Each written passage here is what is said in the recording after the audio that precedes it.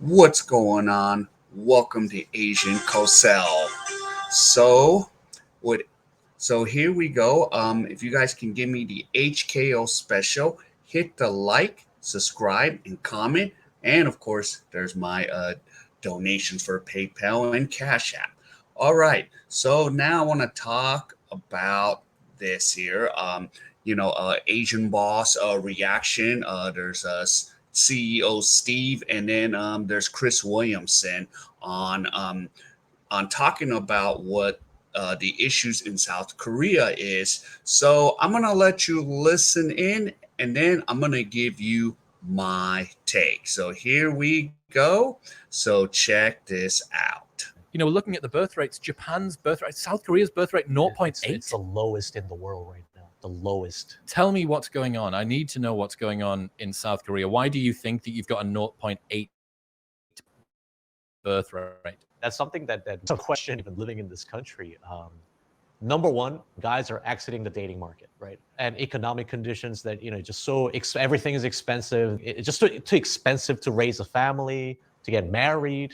And there are all these subtle pressure that if you get married, guys are the ones that's supposed to buy the house, have the house ready, which is impossible to have if you're like a 30-year-old guy and average like house pricing, you'll never be able to afford one in your lifetime. As a guy, you cannot bring a house to a marriage. Then that'll be a pretty demotivating factor for you to say, yeah, look, I can't afford to get married. So that's the most common thing we hear. I cannot afford to get married.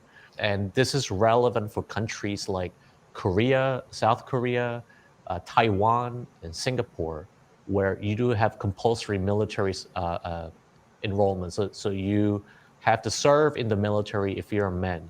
So they automatically end up losing out 2 years of their life. What I'm fascinated by in your story there is that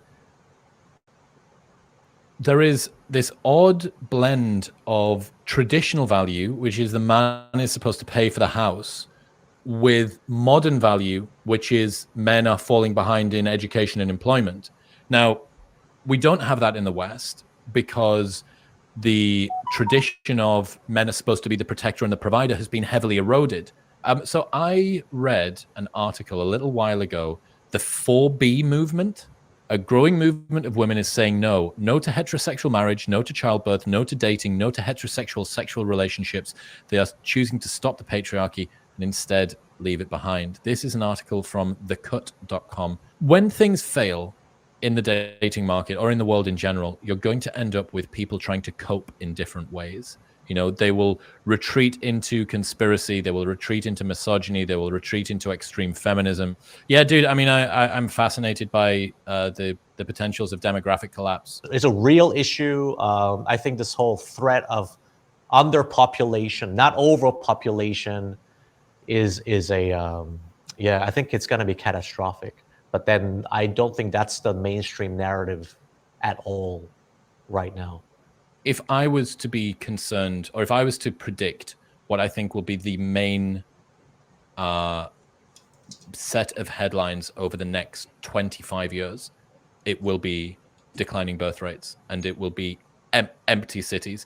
China looks like by 2050, it's going to be 650 million people. Oh, man, it's crazy. By 2050, dude, within our lifetimes, there's going to be 600, half the people. China, Japan also, I don't know the numbers for Korea, but Japan, I think, is about 120 million at the moment. That's going to be down to about 60, 65 million by 2050. I asked, so Stephen Shaw is a guy that's been on my show. He's a demographics researcher, lives in Japan, phenomenal guy.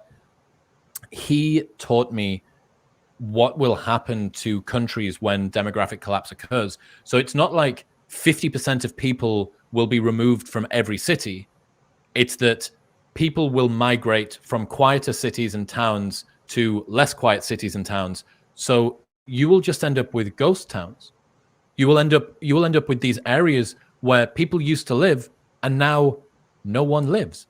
And if you think that having a planet where there are too many people on it is a bad idea, wait until you see what a planet like with too few is. It is absolutely terrifying. We need GDP to grow. We have an embedded growth obligation, right? Like that's the way the entire global economy is based on growth.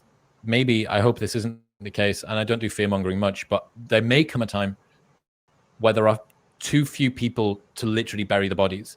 Like where there are too few people to look after the elderly, to give them the care that they need, nurses, doctors, assistants, carers. Like, dude, it's really concerning. And yeah, you're right. You know, if you have a popular country like America, you can drive immigration, which kind of artificially inflates the numbers and keeps it going. But the global number overall doesn't get fixed by that. You're just borrowing from Peter to pay Paul, as we would say in the UK.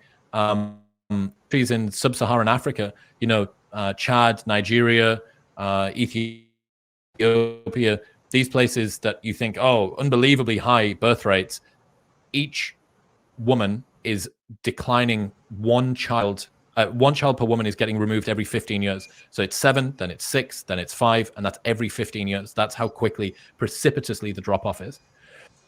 Okay, so yeah, I'm not gonna play the whole thing because it's 18 minutes long, so you're all welcome to go see that video. But yeah, another thing is point 0.8 is actually now 0.7 here in South Korea.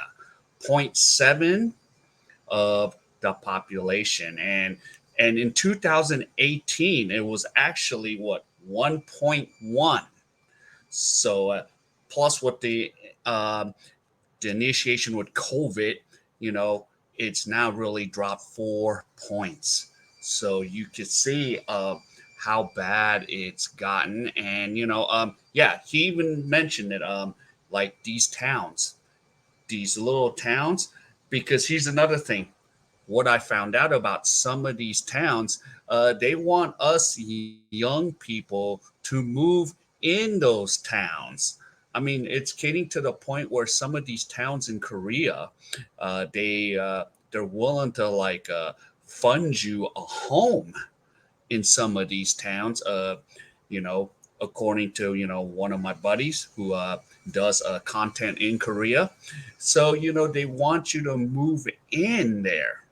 But yeah, I could see what he's saying. Like in like Japan is 120. I could see it going to 60 million. Korea right now is 50 million. It could go to 25 million. Or we're going to have to get together with North Korea sooner or later.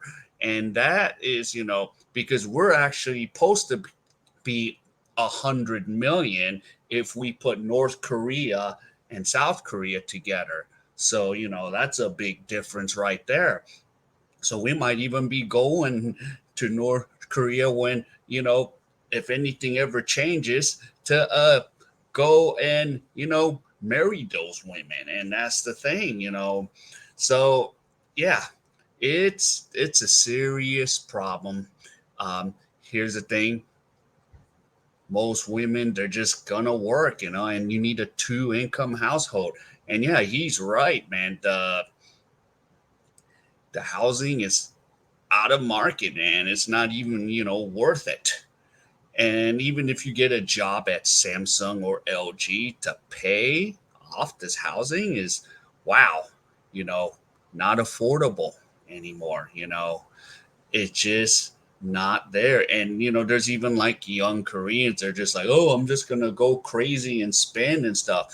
There's that issue where they're living alone and then they all of a sudden delete themselves. I'm like, whoa, they're living such a lonely existence because, like, here's the thing. Even if like for Koreans in general, if they have friendships going back in the days, right? But then all of a sudden, they lose their jobs. They feel like, yeah, I'm not going to contribute anymore. I'm not useful anymore in this situation. So, yeah, no, this is very scary. There's a lot of issues you know, to dissect here on this video here. But yeah, but I would encourage you guys to check this video out, Asian Boss, and yeah, it's quite quite a scare there. And yeah, and Chris Williamson always does a wonderful job along with Steven at Asian Boss. So yeah, so that's how it goes. All right, anyone. If you liked any of this content, so please give me the HKO special. Help the king out. Hit the like, subscribe, and comment on what you think. All right, so I'll see you in my next